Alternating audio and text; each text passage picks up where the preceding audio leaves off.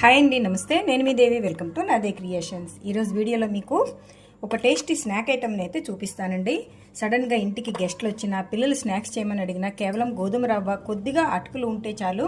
దాంతోపాటే కొద్దిగా పుల్లటి పెరుగు ఉంటే టేస్టీగా స్నాక్స్ని ఎలా ప్రిపేర్ చేసుకోవాలో ఇప్పుడు మీకు చూపిస్తాను. దీనికోసం ముందుగా ఒక మిక్సింగ్ బౌల్ తీసుకుని దాంట్లో మీకు కావాల్సిన క్వాంటిటీలో ఉప్మా రవ్వని తీసుకోండి. ఈ ఉప్మా రవ్వను తీసుకుని ఎంతైతే తీసుకుంటున్నారో దాంట్లో హాఫ్ మాత్రమే ఇలాగా అటుకుల్ని వేసుకోండి. ఇక్కడ నేనైతే దంపిన అటుకులు తీసుకుంటున్నానండి. మీరు కావాలంటే షాప్లో కొన్న అటుకులైనా తీసుకోవచ్చు. ఇప్పుడు వీటిలోనే సన్నగా కట్ చేసుకున్న కరివేపాకు, కొత్తిమీర, దంచి పెట్టుకున్న పచ్చిమిర్చి పేస్ట్. దీంట్లో నేనైతే వెల్లుల్లి వేయలేదండి, కేవలం కొద్దిగా పచ్చిమిర్చి, అల్లం మాత్రమే వేసాను. మీరు కావాలంటే వెల్లుల్లినైనా వేసుకోవచ్చు. బట్ మనం పెరుగుతో స్నాక్స్ ప్రిపేర్ చేస్తున్నాం కదా, వెల్లుల్లి అయితే అంత టేస్ట్గా ఉండదు. ఇలా పచ్చిమిర్చి, దాంతోపాటు పుల్లగా ఉండే పెరుగుని 1 స్పూన్స్ వరకు యాడ్ చేసుకోండి. ఇది మీరు తీసుకునే పులుపుని బట్టి ఉంటుందండి. కొంచెం పుల్లగా ఉంటేనే ఈ స్నాక్స్ టేస్ట్గా వస్తాయి. మీ టేస్ట్కి తగ్గట్టుగా సాల్టు, కొద్దిగా పసుపు, కొద్దిగా జీలకర్ర వేసేసుకొని ఒకసారి వీటంతటిని బాగా మిక్స్ చేసుకోండి. ఇలా మొత్తం బ్యాటర్ని మిక్స్ చేసాం కదా. నేను తీసుకున్న పెరుగు అయితే పుల్లగా ఉంది కాబట్టి నేను కుకింగ్ సోడాని యాడ్ చేయలేదండి. కానీ పెరుగు కొంచెం పుల్లగా ఉన్నట్టే చూసుకోండి. ఒకవేళ మీరు తీసుకున్న పెరుగు అంత పుల్లగా లేదు అనిపిస్తే కొద్దిగా కుకింగ్ సోడాని యాడ్ చేసుకుంటే మనకి ఫ్లఫీగా వస్తాయి. ఇప్పుడు దీంట్లో కొద్దిగా వాటర్ని యాడ్ చేసుకుందాం. నేను పచ్చిమిర్చిని గ్రైండ్ చేశాను కదా, ఆ జార్లో కొద్దిగా వాటర్ వేసేస్తున్నాను. ఇప్పుడు మరొకసారి బాగా కలిపేసుకోండి.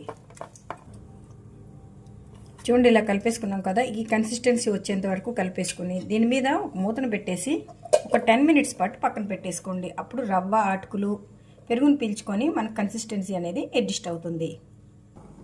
ఒక 10 మినిట్స్ అయింది కదా, చూద్దాం వీటిని. మనకి కన్సిస్టెన్సీ అయితే చక్కగా అడ్జస్ట్ అయిపోయిందండి. ఒకసారి సాల్ట్ చెక్ చేసుకుని ఇదంతా ఒకసారి బాగా మళ్ళీ మిక్స్ చేసేయండి. అంతే, మనం చెయ్యి కూడా పెట్టక్కర్లేదు. దీంతో ఈ స్పూన్ తోటే ఇలా వేసేసుకోవచ్చు. ఇప్పుడు ఇలా హీట్గా ఉన్న ఆయిల్లో వీటిని ఇలా వేసేసుకుందాం.